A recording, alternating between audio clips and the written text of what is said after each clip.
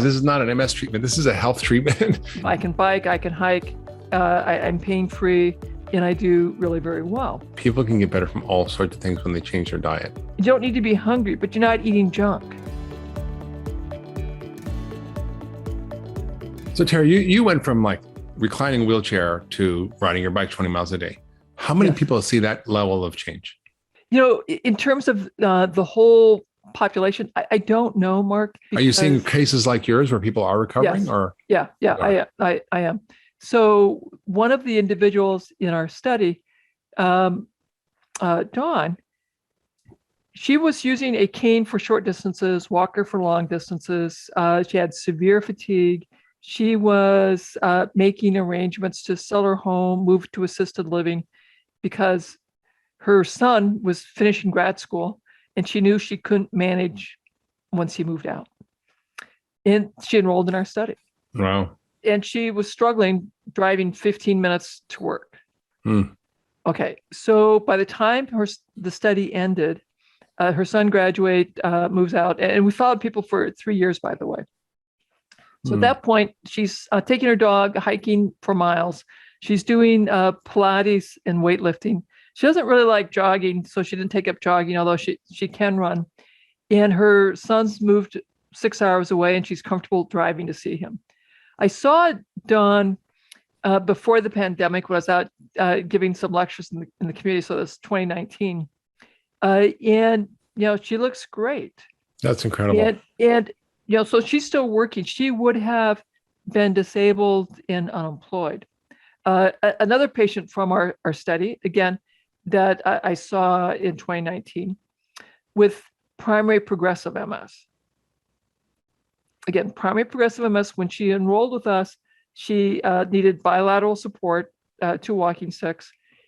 She had profound fatigue. Her score was 6.7 on a 7-point scale. Wow, that's pretty bad. So profoundly bad. So she's walking comfortably now. And, so we enrolled her in 2010.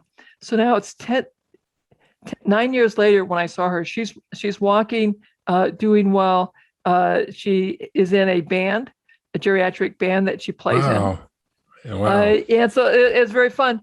At my talk, she stands up like a revival, and she's telling everyone in the audience about her experience in the study and how transformative in the study is.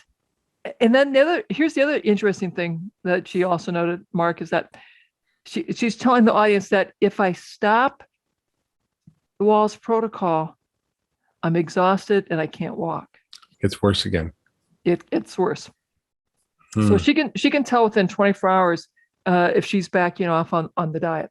So basically, this approach seems to it puts it in remission, but it doesn't cure it. Is that it? Well, I don't think anyone with a chronic disease is ever cured. We control it. We restore physiology. We can improve our health.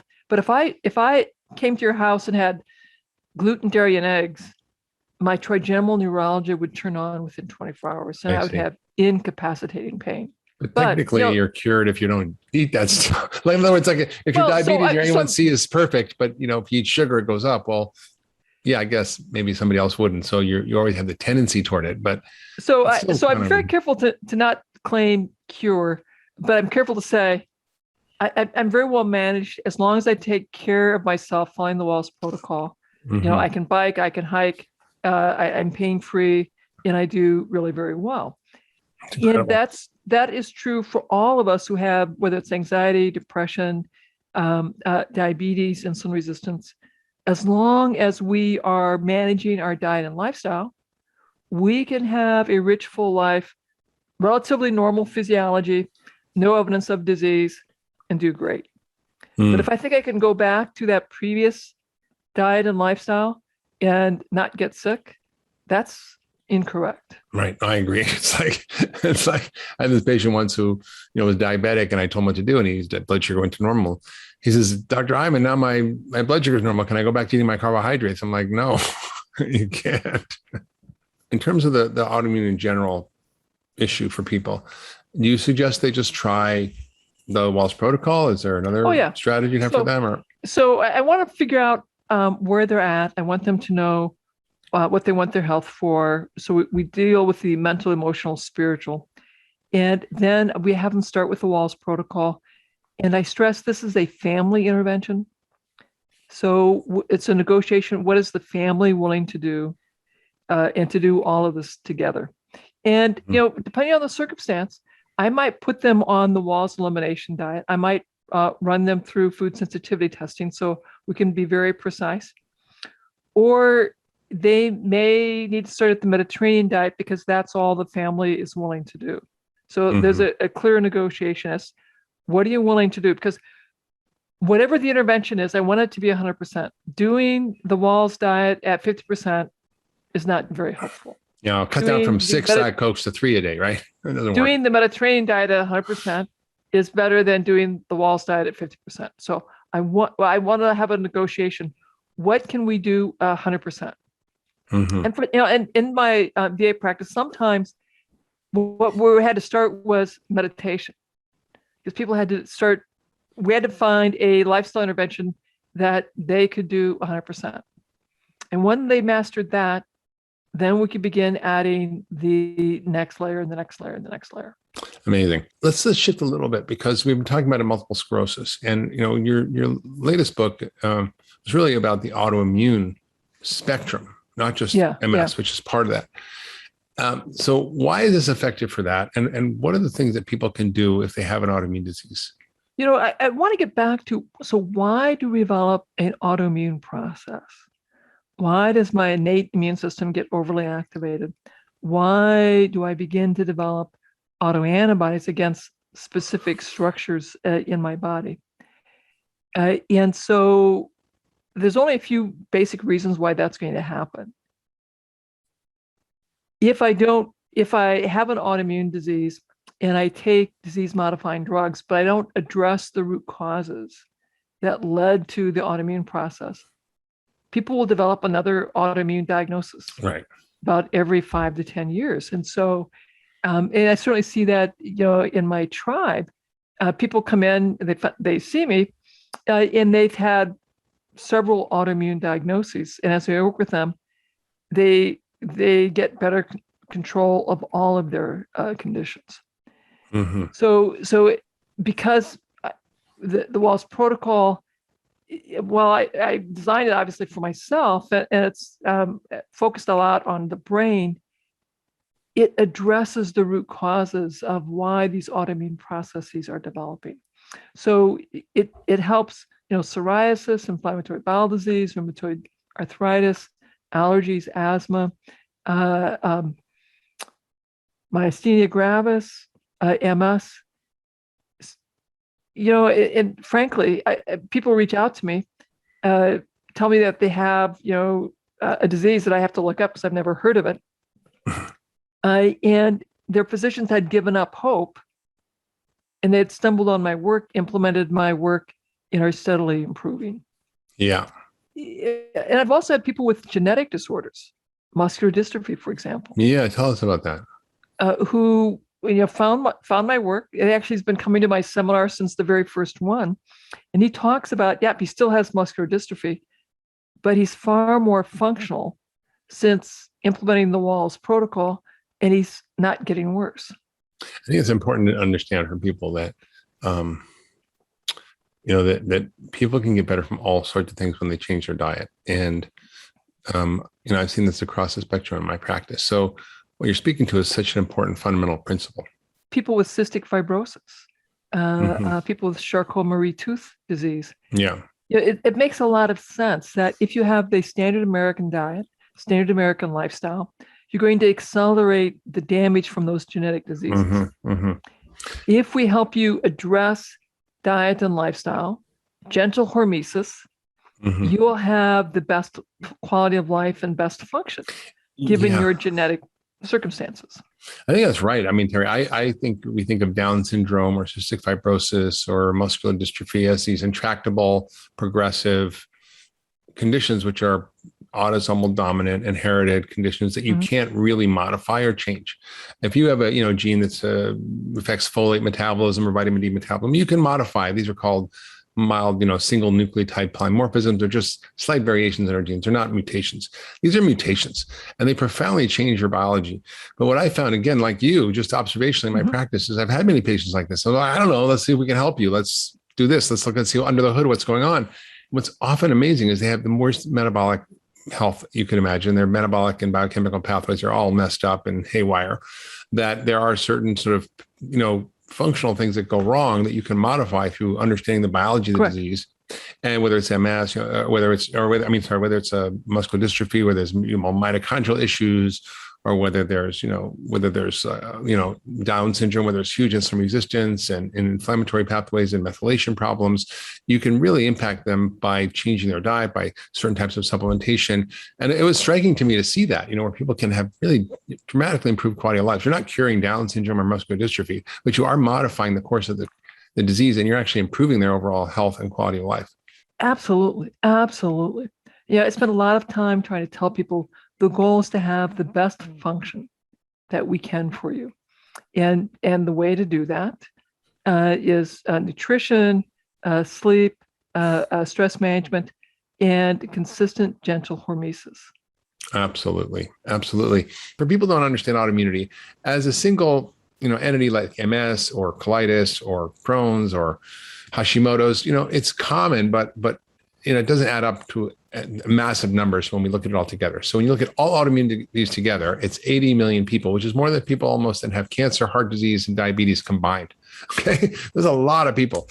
And the question for you today, Terry, to start with is, how has your thinking changed since we last talked? How has your regimen changed? Do you incorporate the same principles? Are you adding new things? What's different about your approach now? So we're adding new things. And I also have learned just how critical it is to deal with the mental, emotional, spiritual, so that people are willing to do the work. Because, creating new habits, creating new daily practices takes effort. And for people to go on this journey with me, I need to spend more time on that mental, emotional, spiritual side. So I spend more time there. And then, yes, we have created this really wonderful, robust process, Mark, the Wahls behavior change model that actually has 15, 16 steps to help people make these changes step by achievable step. And we personalize the diet and lifestyle recommendations to match what they're willing and ready to do. That's amazing. And Terry, what have you noticed about your own health? Working with this over the last, I don't know how many years it is now, over a decade, right? What have you noticed? What have you learned? What has changed? What things have you changed in your own routine? Well, I spend a lot more time thinking about hormesis. So that mild to moderate stress. And I do it in a wide variety of ways. I do temperature hormesis. So talk about hormesis. What is that? So hormesis is a time where you have a mild to moderate stress on your physiology, followed by sufficient time for your physiology to repair, get back to homeostasis, and rebuild itself. So this is why strength training is so powerful. This is why high intensity interval training can be powerful, but you have to allow enough time to fully recover. It's also why temperature training is so powerful. So I take saunas probably 6 to 7 days a week, and I'll take them up to, and now this will shock your listeners. I could take a sauna up to 125 degrees comfortably, 140 degrees comfortably, even 160. But then, of course, I follow that with a cold shower, and I do cold showers in for 5 minutes. And in the evenings, I'll do an ice bath. Sounds fun. Yeah. So, it's a relaxing way to go to bed. Just jump in an ice bath. And what's interesting, Mark, is you do that ice bath. It is the fastest way to fall asleep. I have the deepest sleep on the days that I do an ice bath. Really? And you don't follow it like a warm thing, and before you go to bed, you get in bed freezing? No. I get in bed freezing. But my wife does complain about the cold legs. What you're saying is kind of heresy in some ways, because we always learn with multiple sclerosis that you never put people in a sauna, you avoid the heat. It's really bad for them, right? Well, that is true. And then it's better to fall asleep with a hot bath. So you need to very gradually increase your temperature stress. So many people with serious autoimmune conditions have difficulty with autonomic dysfunction, and they'll have a lot of difficulty with temperature hormesis. So they'll have to come at this very, very slowly. And as they heal and recover, lower their inflammation and lower the inflammation in their brain, they'll find that they can increase their temperature hormesis. And so we start with a room temperature bath and a slightly cooler bath or slightly warmer bath, and gradually expand the temperature with which they can tolerate. But absolutely, you can't put people immediately into a cold shower or an ice bath or immediately into a sauna if they have a neuroimmune condition. They will not tolerate it. Yeah, but over time they can, you say. For you now, it's helpful. Yeah, I think it's interesting. When we talk about hormesis, it's not a concept that most doctors know about, most people know about. I certainly hadn't heard about it until the last decade or so. And essentially what you're talking about is a stress to the body. It's sort of like what doesn't kill you makes you stronger, which is how intermittent fasting works, or prolonged fasting, or exercise. When you exercise, you're creating a stress to the body. Those actually help sort of cause a trauma or a stress, which then creates a healing response in the body. And that's what you're describing. As long as you have sufficient time to fully recover. And for years when I was an athlete, because I did long distance running, I did martial arts. I did not spend enough time in recovery. So, and many athletes do this. We train so hard.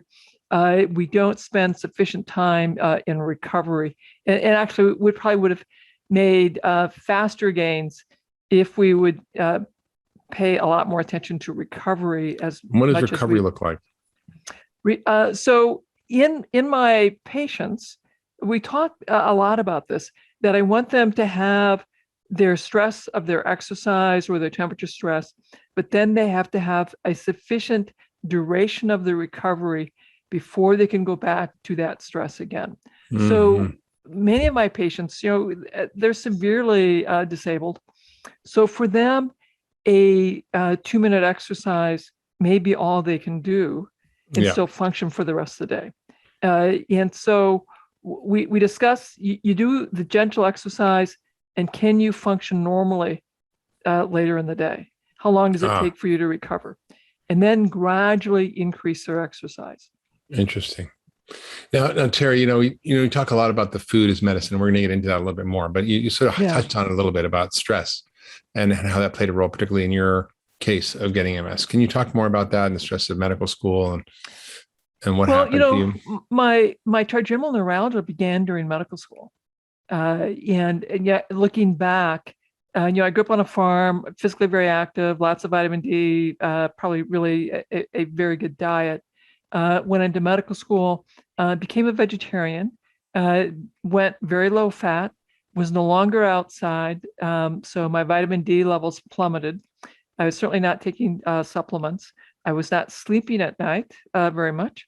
We certainly had enormous amounts of stress and going through those clinical rotations. It was during my third year of medical school that I started getting, my facial pains, the zingers, as I call them. Yeah. And I would have them, for the next 20 years, and then and they were gradually getting worse. And, that was during my clinical practice. I was very ambitious. I was in physician leadership, again, a high stress job. My zingers were getting worse. And then I developed motor symptoms and had weakness in my left legs. Wow. And the stress is clearly stress was always there and was a big driver that was happening just before the onset of my zingers. And then, I had a transient episode of dim vision in my left eye. And again, that was associated with stress. And I had some severe work stress just before the onset of my left leg weakness. Ah, and so you feel like, how have you dealt with stress in a different way, and how has that helped you with your MS? It's interesting. During college, I learned how to do transcendental meditation, and during medical school, I quit that. And when I was diagnosed with MS, even though I knew that stress was a big factor, I did not go back to meditation. It was not until I was in the wheelchair, I went back to reading the basic science. I was working on my diet, again, discovered functional medicine. And then I was like, I got to do everything. And that's when I went back to meditation. I thoughtfully redesigned my paleo diet. I discovered electrical stimulation. And I think it was the combination of doing all of that.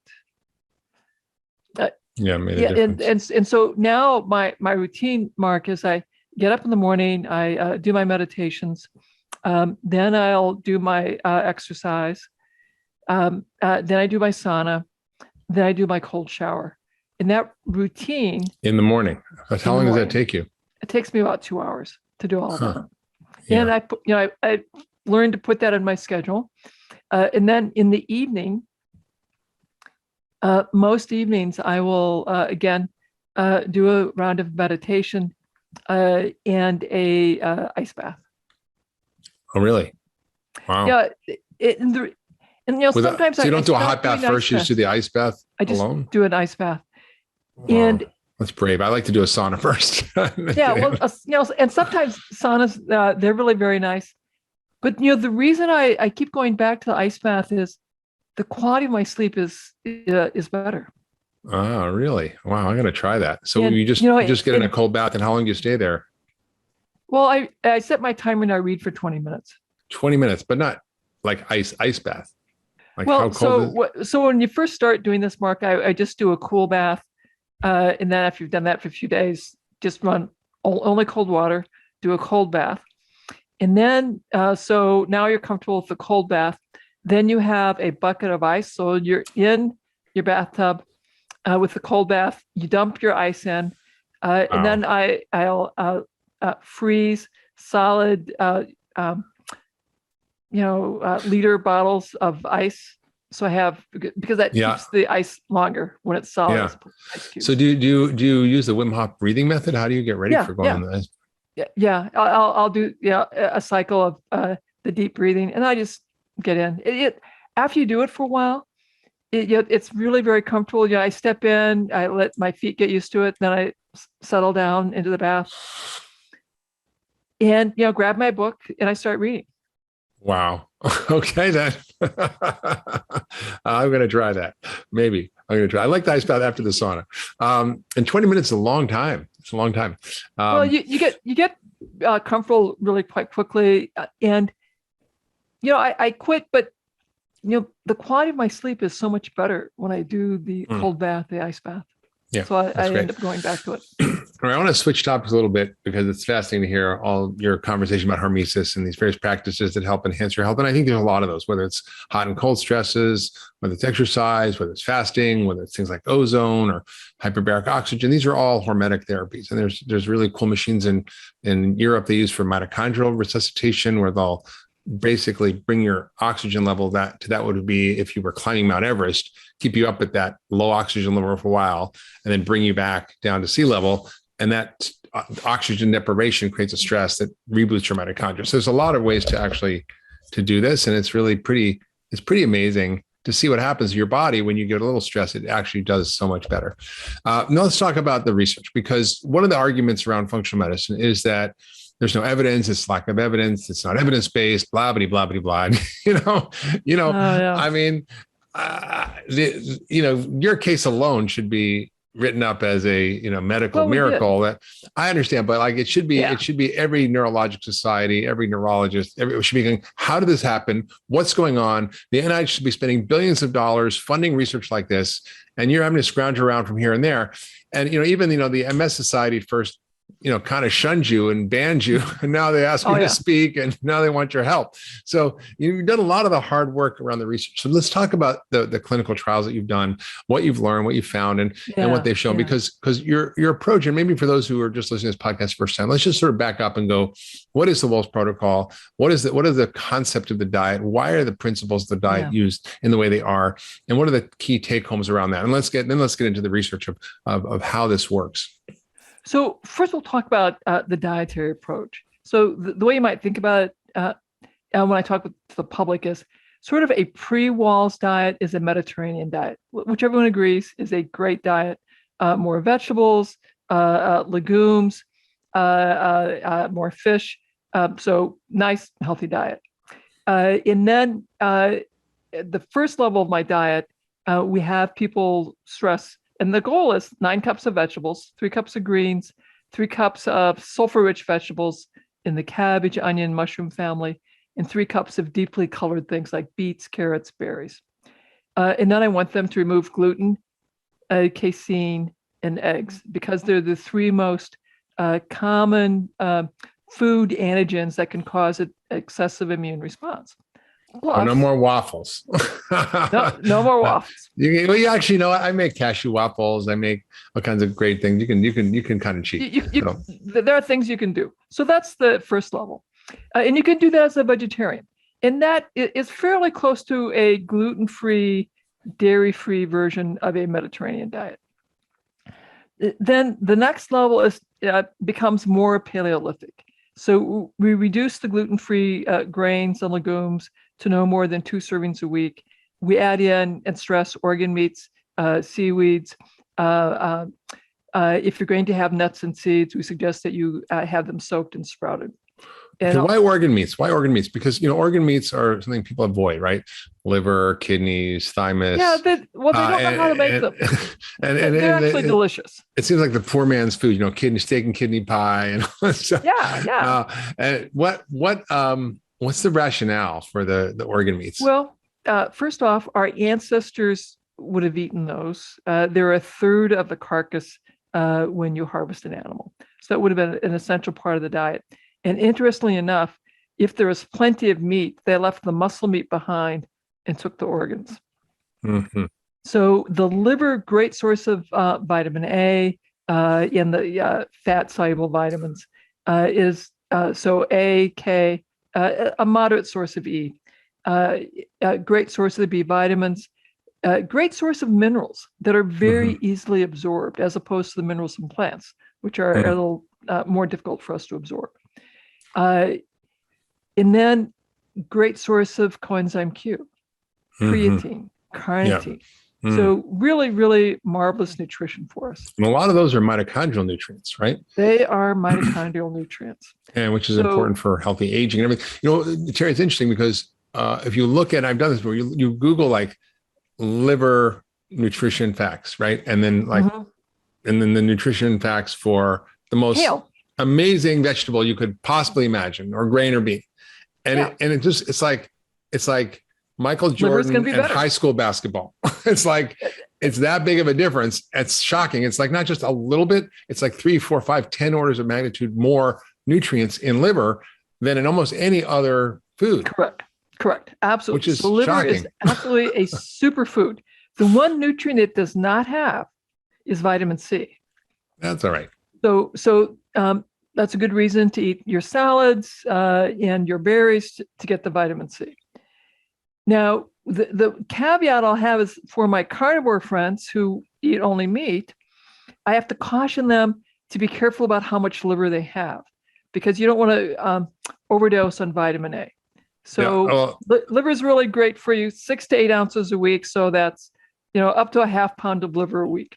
And the First Nation people up in Alaska and everywhere, they actually would give it to the explorers because they wanted to kill them. So they give them polar bear liver, and they literally die from vitamin A poisoning. So liver is really great. It is our family's favorite dish. So my family makes liver for me on my birthday because they know it's a special meal for us. We just really love that a lot. For me, it was a poor man's meal because we were very poor in New York City when I lived as a kid with my mom, and we would live in this tiny 1-bedroom apartment, and we'd have liver and onions and rice, and I thought that was like a fancy meal, chicken liver. Now you realize it was like because we were poor. Well, boy. And it is actually quite handy because it is relatively inexpensive. You can get organic liver very inexpensively because the market doesn't understand how valuable that nutrition is. Another really great organ meat, of course, is heart. Heart is sort of like filet mignon. That is just so delicious, incredibly delicious. And then, oysters, clams, mussels, those are all organ meats. Oh, really? Quite delicious and quite. What about the liver toxicity, like of liver? Because people say, liver isn't that the wastebasket of the body, where the toxins go? Isn't it bad to eat that? So where the toxins go is really the fat of the animal. So people like bacon. So if you're worried about toxicities, be sure that your bacon is organic. And if you're concerned about liver is fatty. Liver is fatty. I would certainly have it be organic. And I think that is prudent. My preference is, have liver, get it from an organic animal. So Terry, just to summarize the dietary principles, it's getting rid of gluten, dairy, and eggs. It's getting rid of grains and beans. It's getting rid of, obviously, all processed food, sugar, alcohol. Sugars. Right. More vegetables. Lots more vegetables. And tell us about your 9 cups of vegetables and the different kinds of vegetable categories, because I think it's really important to help you understand. It's not just any vegetable that you need. You need vegetables that contain certain compounds, which are medicines for the body. So we want to have lots of greens. Greens are a great source of carotenoids, lutein, zeaxanthin, myozeaxanthin. These are essential nutrients for your retina and also for your brain, because your eyes are really just extensions of brains. They'll reduce the risk of macular degeneration, of cataracts, and dementia. You're also going to get a great source of vitamin K. And in neuroimmune conditions, MS, and cognitive decline, there's a severe, in epidemiologic studies, the vitamin K levels are extraordinarily low in those population groups. So lots of reasons to get your greens. Now we're going to go on to why I want you to have cabbage, onion, mushrooms. So the sulfur is really great support for your detox, great support for making glutathione, intracellular antioxidants, great support for your mitochondria. Also, and that's the broccoli family. In the onion family. Yes. Also good for your blood vessel endothelial function. And then mushrooms. There are a wide variety of mushrooms that stimulate your natural killer cells, priming your adaptive and innate immunity. They also are associated with better nerve growth factor production in animal models, and in human studies, associated with much lower rates of cognitive decline and depression. Wow. Well, I feel good about taking my mushroom powders every morning. So take your mushrooms. I have mushrooms in my tea every day. So amazing. Lots of reasons to have your mushrums. Okay, so that's the food part. Now you've taken this approach. You didn't get the colors yet. So the then colors. We're also Okay. 3 cups of colors, and I want to have a wide. Okay, wait. Before you go on. So the government says 5 to 9 servings. A serving is half a cup. So you're talking about not 5 to 9. You're talking about 18 cups. Just so people get the idea. Well, 9 cups. No, 18 servings. 9 cups, 18 servings, right? And I'm not trying to have you eat more than what your appetite will allow you. The point I'm trying to have you do is you eat your protein, and we have strategies for vegetarians or meat eaters, and you eat lots of vegetables. You don't need to be hungry, but you're not eating junk. Mm-hmm. When you're hungry, you're eating these vegetables. And we want to have sufficient protein and lots of vegetables. Mm-hmm. Now, when you do that, you're going to poop. People, and of course, we have to make modifications for people who have inflammatory bowel disease, who can't have as much fiber. So when we talk about this, Mark, this is for the public. This is for what you start, and then you assess your response. And if you're having loose stools, you're going to have less fiber. If you're still constipation, more fiber, more fermented foods, more sauerkraut and kimchi. Right. So that's the food part. And you're taking this along with the lifestyle aspects and the stress and the exercise and muscle stimulation and hot and cold therapies and all these other modalities. And you've studied them. And one of the challenges for traditional medicine is that when we look at research, we like to study one thing. Let's study this drug for this disease in this patient. And one molecular pathway at a time. Yeah. It's like I was talking to a doctor, a scientist about dementia. I said, look, these patients, dementia is a syndrome. There's many causes for it. It could be the microbiome, it could be gluten, it could be toxins, it could be Lyme, it could be mold, it could be insulin resistance, and it could, it could be a lot of multiple. All of them. Right. And so it's all of them, or it could be nutritional deficiencies or hormonal imbalances and all these things. And I said, what's going on is that these patients need to support all these things in order to get better. And she says, well, let's just study one thing. I'm like, let's see, if diet is important to eat right, it's important to exercise, it's important to sleep right, it's important to, to deal with stress. Are you saying we just study exercise, but not diet and the rest? It just doesn't make any sense. It's like, let's just see if we can grow a plant by just giving it nitrogen. We won't give phosphorus, potassium, we won't give water, we won't give sunlight, we won't have a healthy soil, but we're just going to give it potassium and see if the plant can grow. Like it just doesn't make any. It doesn't make any sense. So you've been so pioneering in creating these multimodal interventions somehow, where you look at multiple interventions and they pass by the review boards for the research, and they're actually clinically far more effective than anything we've seen for MS and these chronic autoimmune neurologic issues. I have a really unique reason I'm able to do this, Mark. So I was on the institutional review board for the University of Iowa for years, before. I became disabled. So they watched me become profoundly disabled and then recover, walk and bike. I'm still on the institutional review board. And so when I came with my first protocol, actually the review board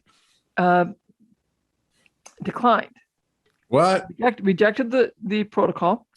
But and the reason ultimately this all got to happen, the dean of the College of Medicine called the head of the institutional review board and said, I really want Terry studies to get approved. So work with her to meet whatever concerns you have so she can do her little study, because I want her to do that little single arm safety and feasibility study. So then the head of the IRB called me, arranged for me to meet with the Pharmacy and Therapeutics Committee, because they were worried about the supplements. So we addressed the supplements. We had a pretty strict exclusionary criteria. We had to do a bunch of safety labs. So we got that part worked out. Then they were worried about the diet, this crazy diet, because it's, excluding food groups and nobody could follow this diet. So then I had to do a pre-study. And fortunately, we had someone following the diet. That was me. So they analyzed my diet. And when the dietitian analyzed my diet, she said, and she had done dietary analyses research for about 30 years. She goes, wow. I have never analyzed a diet that was this nutrient dense in all of my years of research. Amazing. So we got approval and we're able to do our little study. And now the people we enrolled had progressive MS, secondary progressive, prime progressive. They were using canes and walkers. They had severe fatigue. Nobody with cognitive decline got in because we excluded those folks. We asked them to abandon, and they were having like 5 servings of gluten, dairy, and eggs every day, 1.5 servings of vegetables a day. So really a standard American diet, no exercise, they're exhausted. Yeah. At the end of 12 months, they were having on average 8 cups of vegetables a day. Wow. So dramatic change. And they had, and they were fully compliant with their diet 90% of the days. And then on the exercise, doing the exercise and the e-stim every day, 75% of the days they had done their exercise and e-stim. Wow. The average meditation minutes, I think, was 7.6 minutes per day. And the self-massage was 3.6 minutes per day. So these exhausted people did remarkably well with this complicated multimodal intervention at the end of the year. It's impressive. Now, the other reason I'm able to do my crazy research, Mark, is I'm not getting funded by the NIH. You mean they won't fund you? They won't fund you. We write grants. We get scathing reviews. We just got another grant back, scathing reviews, and we'll Negative. Yeah, negative. Why? Reviews. What are they saying? Well, the reviewers clearly have a pharmaceutical point of view. They didn't think people could do the diets. The Swank and the Wahls diets were too unpalatable. People wouldn't follow the diet. They thought it was unrealistic that we're going to follow people for 2 years. Why are we doing MRIs? Because you need drugs to have a favorable impact. Oh my God. But crazy. Okay, so we have that challenge. Now, the benefit I have, Mark, is because my work has been actually effective at transforming people's lives. We've transformed the lives of people who are cold calling the university saying, I believe in what Dr. Wahls is doing. I'd like to support her research. So to fund you. They fund our research. And so that's how I funded the first study, the safety and feasibility study. It was a group out of Canada, founded by Ashton Embry and his wife, Joan. They gave us the funds for that first small pilot study. And we had a PhD student that helped me run that study. And the university and the VA gave me time, which of course is hard to get, to run the study. So what did the study find? Well, that was that very first study, which we showed that people could radically change their diet. They could do the meditation, the exercise, and the fatigue severity. And on a fatigue severity scale, score goes from 7 to 1, 7 total fatigue in every aspect of your life, 1 no fatigue. Dropped 2.38 points, and 0.45 is clinically meaningful. So that's a huge drop. And the anxiety remarkably went down. Depression remarkably went down. Verbal memory, nonverbal memory, and performance went remarkably up. And half of our folks had improvements in their 25-foot walking time. For progressive MS, when you anticipate a 20% decline per year, if we, as a group, we held them flat. So as a group, that was remarkably. They didn't get worse, which normally they do. That's why it's called progressive, right? Yeah. That's why they call it progressive. Right. So that's very exciting stuff. So that was the first study that people could tolerate it, they would do it, and then they didn't get worse, and they often got better and had a reduction in fatigue. What were the next follow-up studies you did, and what did they show? So the next study was a small study, again, funded by our donors. And now we just did the diet. And it was randomized, a relapsing remitting study. And in 12 weeks, so shorter duration, so it's less costly to run, people, again, could radically change their diet. Fatigue went down, quality of life went remarkably up. And the speed, which you could do a 25-foot walk, remarkably improved. Mm-hmm. And the hand function also improved compared to the control group. So you just got a $2 million gift to support your study, the sort of clinically isolated syndrome and relapsing remitting MS. Well, so talk about that. Yeah, that was a very exciting study. We're about to launch that just before the pandemic. We're going to have newly diagnosed MS clinically isolated syndrome folks, baseline assessments, baseline MRIs, basically give them the Wahls protocol, and have monthly support calls, bring them back in a year, repeat all the assessments, including the MRIs. And then the pandemic happened. And so, unfortunately, we had not started our study. So we had to redesign everything and reimagine the study. So the study is now a virtual study, and it has 3 arms. once again, newly diagnosed folks who have been offered drugs and have declined drugs, and we basically put them on the Wahls diet, a stress reduction program, and an exercise program. And we do virtual assessments every 3 months, monthly support calls. Then the control arm are folks who are, again, newly diagnosed and are taking disease-modifying therapy. And they can have whatever diet and lifestyle interventions that they want. And then the third arm, we decided that we needed a third arm now because we can't get the MRIs the way we hoped.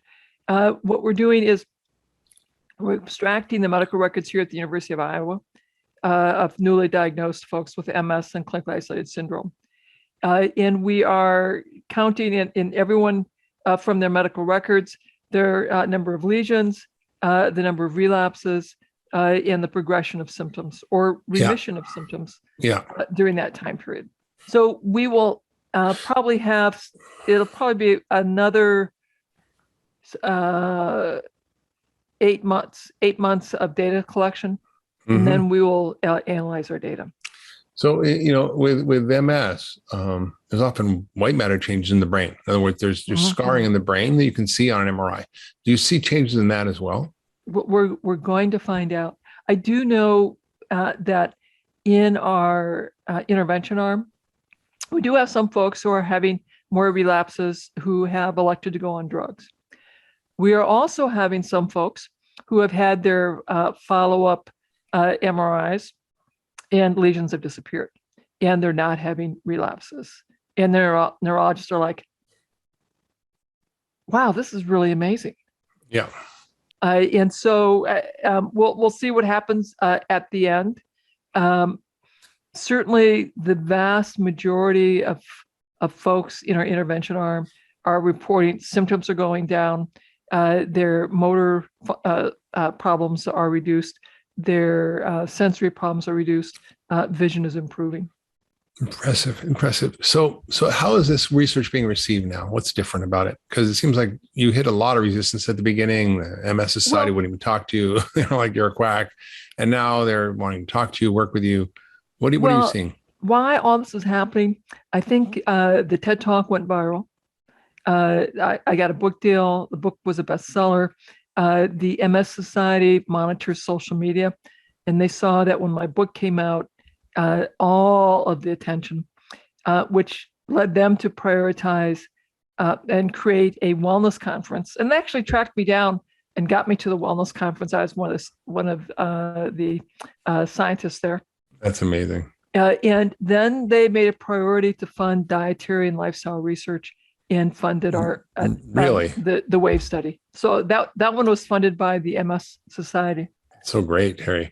And the work you're doing is so important, and putting the foundation of research behind it and showing the efficacy. And I think, have you seen your neurological colleagues who specialize in MS start to change at all what they're doing, have a different view? Are they still stuck in diet doesn't matter? Like where are we at? Well, we're certainly making a lot more progress. There's more research that the microbiome is altered. There are more people doing dietary intervention studies. Now we have some small studies about calorie restriction, fasting, ketogenic diets, the Paleolithic diet, Mediterranean diet, Swank diet, McDougall diet. So all these small studies. Our WAVE study is the largest study to date. We have a protocol in front of the IRB for a couple more studies that I'm really excited about. One is a study of the online program that I run. So we're going to evaluate the dietary intake and whether or not that is associated with changes in quality of life and fatigue. So that's going to be very, very exciting because if an online program can do those things, then that makes this, available to everyone. And then we have plans for another study, a big study, Wahls diet, ketogenic diet, dietary guidelines that will include MRIs at baseline and at 2 years. And that will be a study funded by again, a very generous donor. It's amazing, though. You think this should be something funded by the NIH, right? Should be funding by the government. Be funding this. And now, we're having private donors doing it, which is fine, but it's unfortunate that, you can get millions and billions of dollars to study drugs, but you can't get 5 cents to study lifestyle or nutrition. And that's because there's this dedication to thinking we can understand biology, molecular pathway by molecular pathway, but biology is a network of balancing and counterbalancing pathways. Absolutely. And I think if we're going to create health, we have to study complex systems, and you have to support the entire system. That's right. I mean, that's what functional medicine is. It's treating the system, not the individual symptoms or diseases. And then when you do that, it's the only way to create health. I mean, you're not actually treating MS. You're just creating a healthy person by getting them off crappy food, getting a real diet, getting exercise, reduce stress, sleep better, take a few supplements to optimize your pathways, metabolic pathways. I mean, you're not really treating MS specifically, right? You're correct. And that's what people don't realize. This is not an MS treatment. This is a health treatment. And for anybody with an autoimmune disease, this can be a very powerful model. When I first had my recovery, my partner started complaining about what I was doing, and I got called in. They had to speak with the chief of staff and the chief of medicine at the university. And then I got sent to the complementary alternative medicine clinic, and my chief of medicine sat me down and said, "Terry, you got to talk about it differently because you're making people upset." And what I learned, and the way I shifted my conversation, Mark, was that I told my patients that we're going to monitor your drugs and your disease, but we're going to focus on supporting how your cells run the chemistry of life. And we'll just see if I have to adjust your medicines if you run the chemistry of life a little bit better. And so we're going to do it through diet and lifestyle. And that's what I documented in the chart, that I'm supporting their health, and then we will watch for side effects on their medicines. Yeah. So I had to learn how to talk about it in a way that was more comfortable for people, and to make sure that people did not think I was treating disease, that I was working on creating better health. That's why I always say, functional medicine is the science of creating health, and disease goes away as a side effect. That is exactly right. And what we're simply doing is monitoring the drugs to be sure people are not over-medicated. Oh, exactly. Right. I had a huge problem when I wrote my book, Blood Sugar Solution, because people started following the book, and it was a #1 bestseller, and people were following the program, and we're getting all these calls. My blood pressure is too low. My blood sugar is too low. I'm like, yeah, you don't need your medication. So I had to put in a big warning that says, if you're on medication, this program can be dangerous because it will prevent you from needing those medications. And if you're taking them, your blood sugar and your blood pressure are going to go too low. So you need to taper off them with your doctor. Yeah. Yeah. So, we did that as well. We put all these warnings in my reprints in the book to say, you got to, if you're on meds, you have to work closely with your doc because you may need to read steadily. Exactly.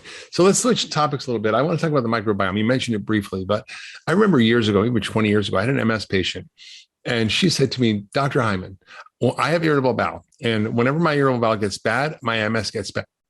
When my irritable bowel is better, my MS is better. And I was like, oh, noted. Like when patients say that stuff to me, I pay attention. And that was before even the word microbiome was in the culture at all. In functional medicine, we always address the gut. We always address the gut as a way of dealing with inflammation. And MS is an inflammatory disease. So what is the story of the microbiome and MS, and why is there such a link? And how does it all connect? And what do we do about it? Yeah. And how does the Wahls protocol affect the microbiome? Well, we have a greater appreciation that your microbiome is talking to your T cells, your T regulatory cells. It affects your immune tone of how many pro-inflammation molecules you're going to make, and which immune cells are going to be active. We also know if you probably also have a leaky brain, and these immune cells and these inflammatory molecules are getting into your brain and activating the immune cells in your brain called microglia. And your microglia are continually sensing the environment and either making it very inflammatory, which is causing a relapse, or very reparative, which is rebuilding the myelin that's been damaged. And that is going to depend on what you're eating and what you're doing. And so it's part of why I talk to my patients: are you pooping rocks, logs, snakes, pudding, or tea? It's pudding or tea, you need less fiber. If it's rocks or dry logs, you need more fiber and more sauerkraut and kimchi. If you've got snakes and they're getting into your pants, then you probably still need to have less fiber. Snakes are ideal, but only if they don't get into your pants. Okay. It's not way easier than the Bristol chart 1 to 7. That's the best description of poop I've ever heard. It's a little graphic and visual, but I think we all get the point. Yeah, everyone laughs and they all get it. They all understand it, and they understand snakes in the pants are a problem. So a lot of times in functional medicine, we treat the gut directly. Like we really focus on gut reparative therapies, the 5R program in functional medicine. Do you need to do that with the Wahls protocol, or do you just do the general approach and it works? Or do you need to dive in there and say, oh, this person has extra gut inflammation, or they have Lacrimansia, or they have this and that parasite? You know what is interesting, Marcus? When I went through my personal transformation, my only clinic practice was at the VA. At the VA, you really can't do any functional medicine labs, zero. And the supplements I could get were B vitamins and fish oil, and that was it. And what I discovered is, by basically doing the Wahls protocol, man, I was reversing disease left and right. And so what I learned was behavior change, group clinics, group visits, and the power of starting with the Wahls protocol, listening closely to how people responded and making adjustments based on their response. But if someone has a parasite or really bad gut, don't they need probiotics, don't they need other things to help heal? They may, and there's no doubt, if I could have done functional medicine testing, I could have recovered people more quickly. And there are people who I couldn't recover as well as I would have liked, that had I been able to do functional medicine testing, I could have probably done better. Yeah, incredible.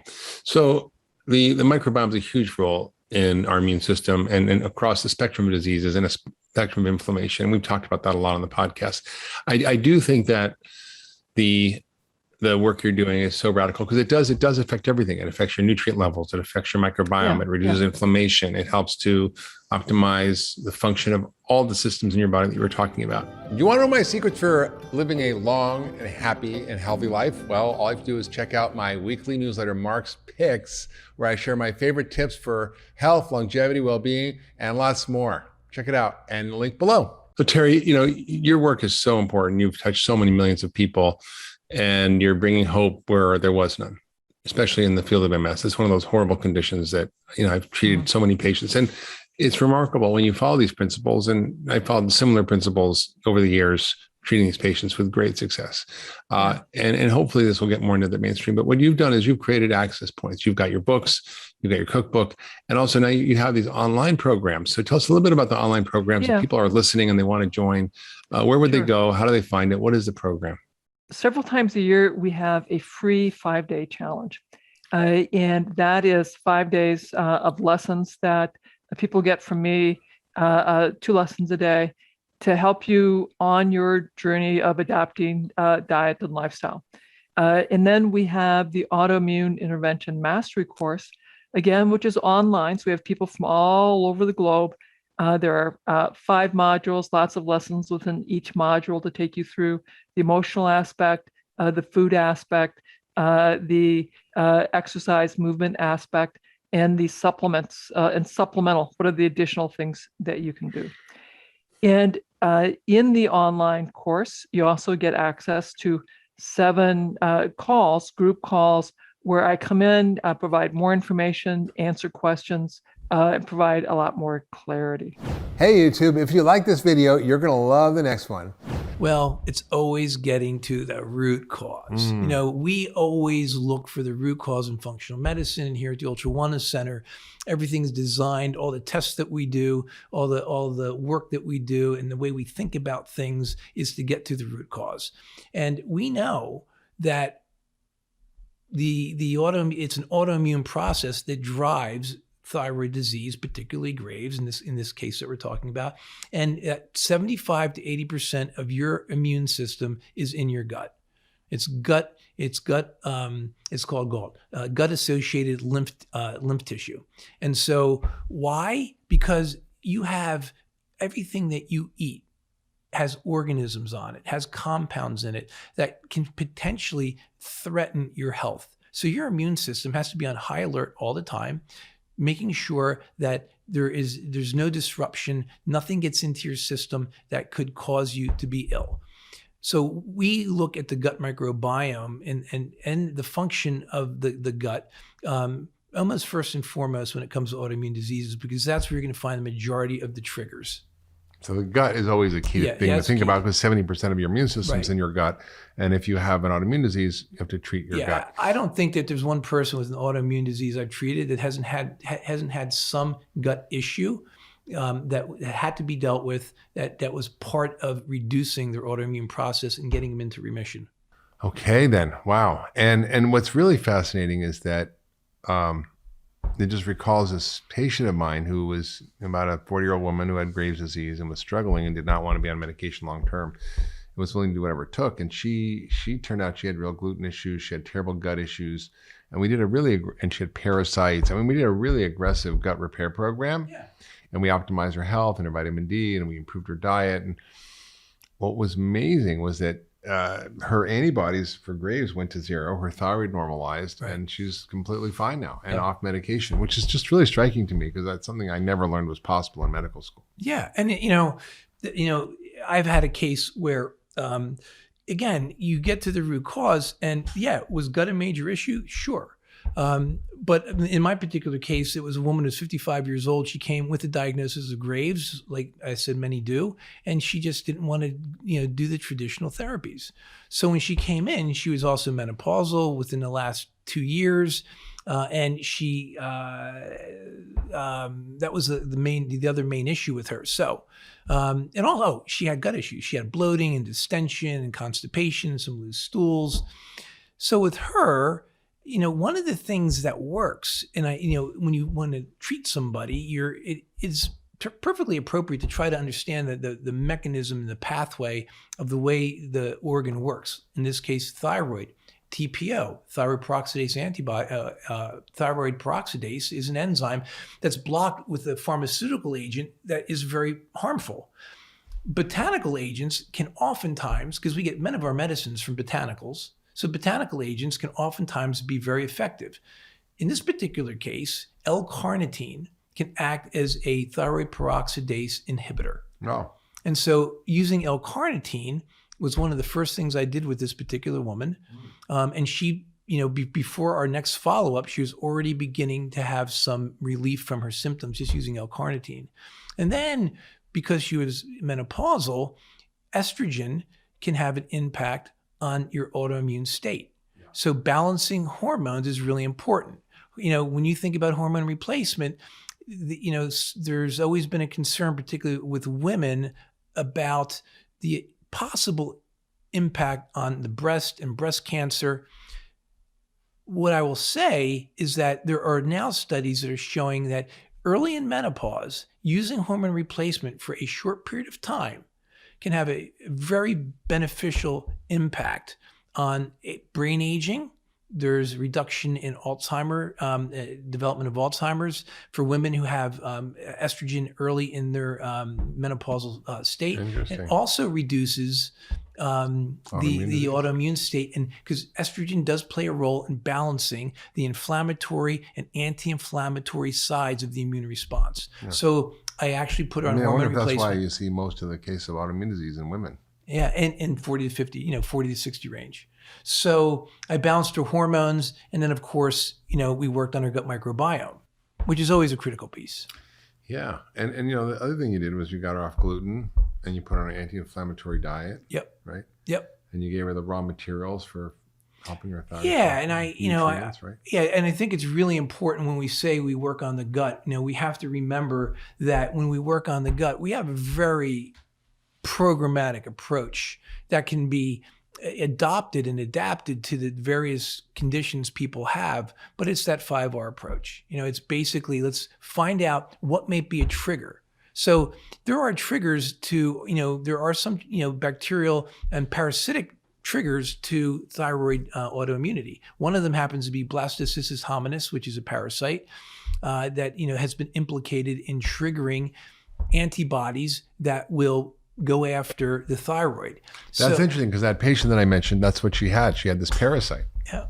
Which we're going to talk about on another podcast. Yeah, we are. So, so when we look at the gut, we're going to look, and so we're going to need to. We know we need to look at the gut carefully. So, talk about what is really driving this problem, and what is Graves', what is hyperthyroidism, and what does it do to people? How do they feel, and how do people know they have it? Right. So hyperthyroidism is when the thyroid gland is producing way too much thyroid hormone.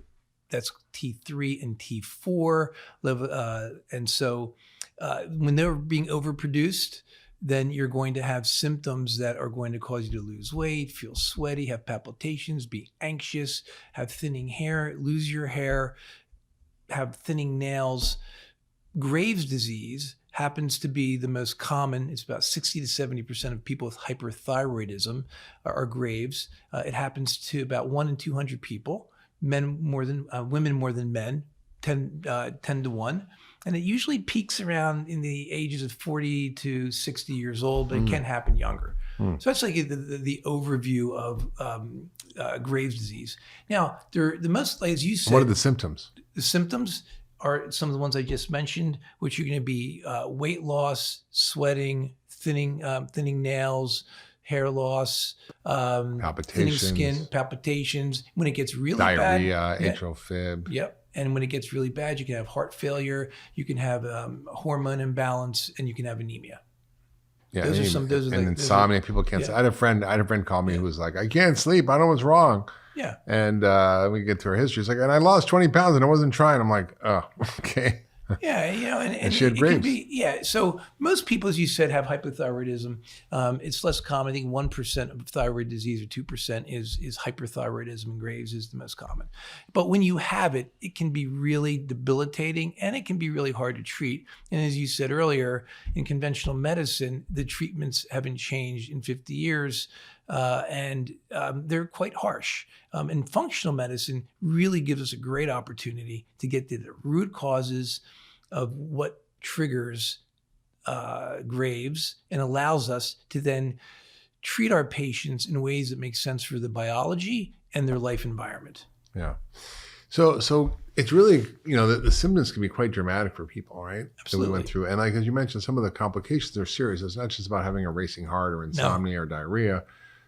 You can get eye damage, so your eyes can bug out of your head. Right. Yeah. You can get heart failure, right? Yeah. That can happen. And, the reason why that happens, and I think we're going to have to just jump right into this part of it, is the autoimmune process. Graves' is an autoimmune disorder, just like Hashimoto's, which causes hypothyroidism. And so you can't get away from talking about thyroid disease without talking about the autoimmune, our immune system, autoimmunity, why we have it, why it's getting worse, and what some of the major triggers are. So the eye disease is actually antibodies that are being made against your thyroid. They're called thyroid stimulating hormone receptor antibodies, or TRAbs, and they're made specifically against the receptors on the thyroid. So when those antibodies hit those receptors, it doesn't destroy those receptors, it actually triggers them to make more thyroid hormone. But it's a very nonspecific interaction, and those antibodies can also trigger like antigens in other parts of the body. They happen to be in the eye, where there are thyroid stimulating receptors, and also in the lower extremities. So you can get the deposition of all these antibodies in the eye that cause the Graves' Graves' eye disease, and also pretibial myxedema. And that's because that's like fluid retention in your legs. In your legs, where you get a destruction of the tissue underneath the skin of the tibia or your shin, and you can see it gets thickened and fluid filled, and it's not nice looking, and it's not nice feeling. So those are the things that are the hallmarks of Graves, and they're all related to that autoimmune antibody response. What's interesting also is that autoimmune diseases often come in clusters, and with Graves, you see people often with other autoimmune diseases, right? Like you do. Like what? So some of the other autoimmune diseases can be. You can actually get Hashimoto's. Hashimoto's is one of the other autoimmune diseases. You can have low and high at the same time. You can definitely have that. You can have diabetes, which is an autoimmune disease. Type 1 diabetes. Type 1 diabetes. Vitiligo, right? That's where you vitiligo lose is all a the common pigment one. in your skin. Yep. Anemia, and autoimmune things like arthritis, rheumatoid arthritis, lupus, right? Yep. And then what's interesting is also celiac disease. So there's a link between celiac disease because gluten is a huge trigger for autoimmunity, particularly creating antibodies against the thyroid. Okay, so that's a kind of a good overview of the prevalence of it, what the symptoms are, what the complications are. And you sort of, it's often not that hard to diagnose. When people are that sick, you can kind of tell. No. But it's subtle sometimes. What tests do doctors do to find out traditionally whether you have it? Yeah. So and we're going to get to what are the tests we do in functional medicine that are quite different too. So the traditional test that how you find it is looking first at your thyroid function. So you're going to be looking at somebody. The key thing is the clinical symptoms, right? It's not always tests. It's people come in and they have symptoms. Then you have to start to use your medical, cognition and everything you know about medicine to figure out, okay, what do I think is going on? Well, once you realize what the symptoms are, then you start to understand, this is the thyroid. So you're going to look at the thyroid and you're looking at what we call the TSH, which is a thyroid stimulating hormone. And if that's really, really low, that means that the thyroid is producing way too much thyroid hormone, and your pituitary gland is being suppressed, so it doesn't make enough of this thyroid stimulating hormone. Let me back up for a second. Your pituitary gland drives your thyroid. Yeah. And it sends a signal to the thyroid. And it's called the thyroid stimulating hormone. So your thyroid... TSH. Yeah, TSH. And so your thyroid is sort of lazy. And so it has to be reminded to work. So the pituitary's responsibility is to send out this signal all the time. So you're going to have this certain normal level of TSH reminding the thyroid to work. And as long as it's doing its job and nothing's impairing it from doing its job, then it's going to function great and it's going to make thyroid hormone, T4 and T3. T4 and T3 go to the cells. Now, T3 is the active form of thyroid hormone. And inside the cell, T4 gets converted to T3, then it goes into the nucleus where it causes the DNA to start to transcribe and make enzymes and proteins that upregulate metabolism. And that's exactly what it's supposed to do. Now, if you don't make enough thyroid hormone, then you're going to experience hypothyroidism and a slowdown of your metabolism.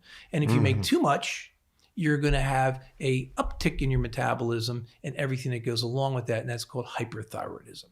So what happens is... And what are the tests?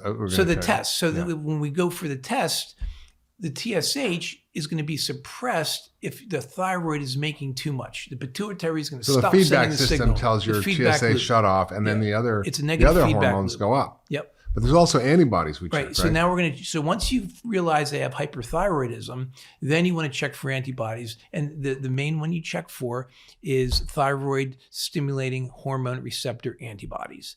And if those are positive, it's 99% sensitivity and specificity for Graves' disease. That's the main test. And there's also a radioactive iodine test, right? Yeah, so after you do that, you can do a radioactive uptake to see if the person has maybe some other reason for having that hyperthyroidism, which can be an adenoma or multi-nodular toxic goiter.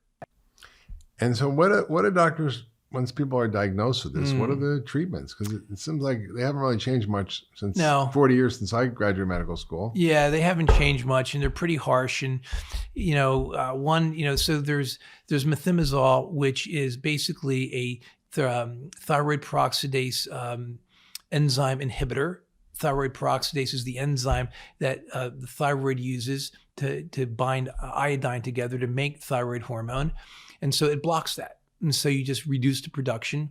Methimazole can have some, significant, and polythyrouracil, PTU, particularly can have some, very impactful side effects, like hepatic toxicity.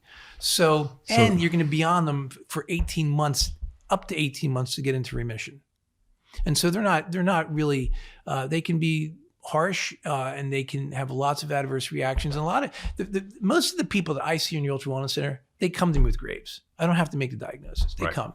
And the reason why they come is they don't want to be on methimazole, and they don't want to have, iodine. The next therapy is radioactive iodine destruction of the thyroid. So basically nukes your thyroid gland. Yeah, basically nukes it. So you're going to get I-131, which is iodine tagged with a radioactive molecule, and when it's iodine. So now this radioactive material gets absorbed into the thyroid wants to use that iodine, but then that radioactive material breaks down to xenon, and xenon destroys the thyroid or parts of it and reduces the production of thyroid hormone. Again, pretty harsh. You're radioactive, and you're not when you can't breastfeed, you can't be around kids, you can't for a while. You can't touch people. Not your whole life. It can be up to 2 weeks, of the treatment, and then finally there's just take the thyroid out. So basically, like nuke it, take it out, or poison it. Poison it, nuke it, or rip it out. Okay, well, I mean, sometimes that's necessary just to deal with symptoms, or people can use beta blockers if their heart's racing and so on. Which is perfectly fine. Okay, but the question is, how do we deal with this in functional medicine that's different? And at the Ultra Wellness Center, how do we think about this condition? This gets into the testing we do in functional medicine. So one of the first tests I do is a stool analysis. And that stool analysis is not only going to tell me about the balance of good bacteria, which are your commensals, and your bad bacteria. And I always say that those are the bacteria that realize that poop's a great party, great place to live, and they come and hang out, but they may not do anything for you unless you have a really bad diet, you're under too much stress, you're not taking care of your gut microbiome, you're eating processed foods and sugars, you're eating lots of GMO foods that have lots of glyphosate on them, and your microbiome is disordered. Now all of a sudden, those hanger-oners are now gonna they're just gonna multiply, and they're gonna push your good bacteria out. And when that happens, then the good bacteria can't modulate your immune system, can't help you, doesn't make the compounds that you need. As we know, 70 to 90% of your serotonin is actually made by bacteria in your gut. So you need to rebalance that. So we're really careful about doing that. We want to know not only that balance, but how's your digestive system working? One of the things that allows the gut microbiome to go into this disorder is you're not making enough gastric acids. You're under too much stress. When you're under stress, then your fight-flight response takes over, and suddenly you don't want to have an appetite when you're running away from the bear. So your appetite goes down, you start making less gastric acid, and when you're under chronic stress, this chronic loss of gastric acid allows bacteria and parasites and viruses to get into your intestinal tract where they can wreak havoc. So that's another reason to worry about stress is more parasites, right? More parasites. Another. So really, stress brings it all on. So we really work on the gut. Work on the gut. You get rid of the food sensitivities, and I often will see a disease that I've never really treated or that is not that common, and I'm like, well, gee, I don't really know. All the time. I don't know if this is going to work. Right. But then I go back to first principles in functional medicine and look at what are the root causes of disease, what are the causes of whatever it is, inflammation or metabolic disease. And then I can usually zero in on what their story is and listen from their story. I'm like, I've been eating tuna every day for 30 years, or, I basically have this terrible stomach issue that blah, blah, blah, blah. And I go, so you start to kind of find the clues in the patient's story and you follow the threads.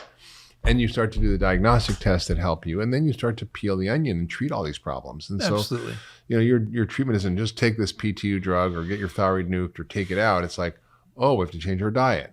Oh, we have to deal with stress. Oh, we have to take the right nutrients to optimize the levels. Oh, you have heavy metals, we have to take care of that. Oh, we have pesticides, we have to figure out how to get rid of that. So we basically go through a process, a therapeutic process that's based very strategically on that patient's story and their specific labs. And it's there's no two people that are the same who have any particular disease, like, or Graves or anything else.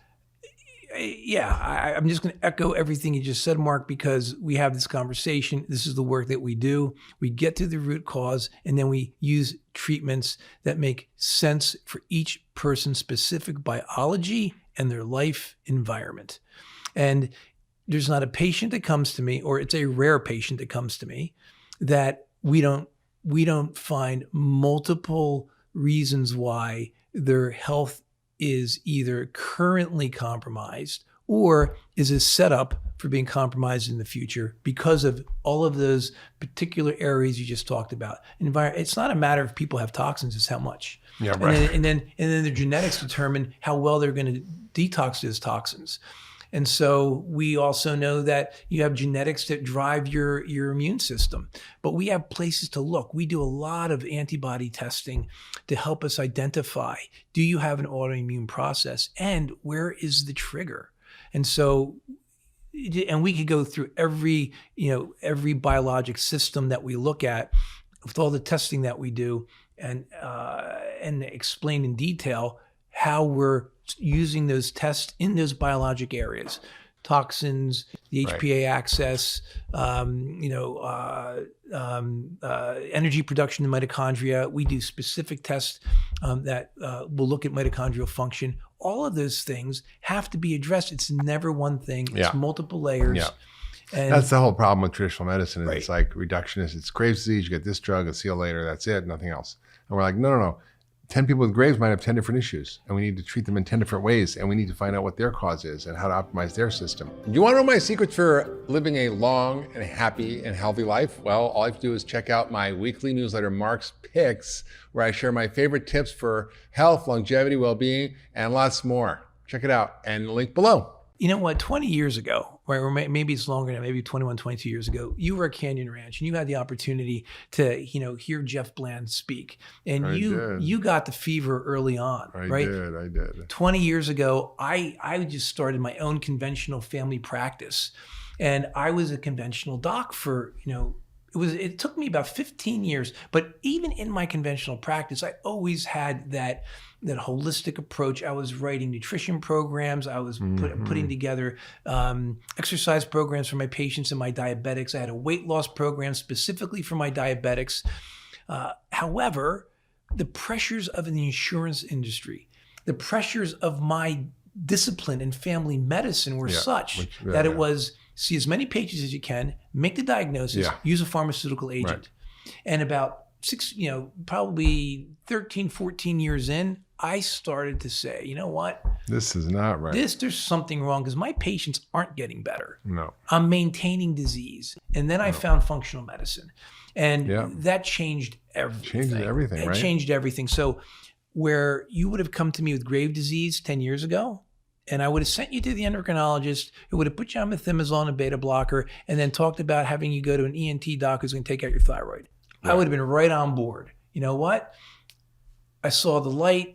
And I can tell you, in my time as a functional medicine doc, now board certified in functional medicine, the IFM, I think I have helped more people leave their disease behind, actually be better than I did in 20 years of private practice in conventional medicine. Wow. So that's a big statement. Hey YouTube, if you like this video, you're gonna love the next one. Click on it to check it out today. Inflammation, which is what I had, right? Widespread inflammation in my nerves, inflammation in my gut, inflammation in your brain, in my thyroid. Exactly. Your muscles. It doesn't qualify as a treatable disease. Inflammation, so, no. Right. No, that's what I was joking. Say functional medicine doctors are